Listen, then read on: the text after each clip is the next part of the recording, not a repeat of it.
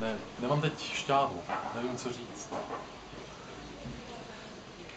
Takže jsme právě v Čechách pod Kosířem, malá obec na střední Moravě, nedaleko Olomouce, kde se nachází velice zajímavé muzeum kočárů. Je zde sbírka asi 50 různých kočárů. A hnedka vedle se nachází další objekt, a to hasičské muzeum.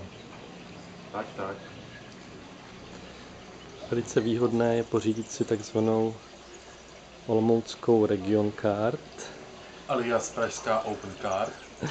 Ovšem to je olomoucká region karta, která vlastně opravňuje k bezplatnému přístupu do možná až do 200 objektů, ať už jsou to muzea nebo různé sportovní, relaxační aktivity.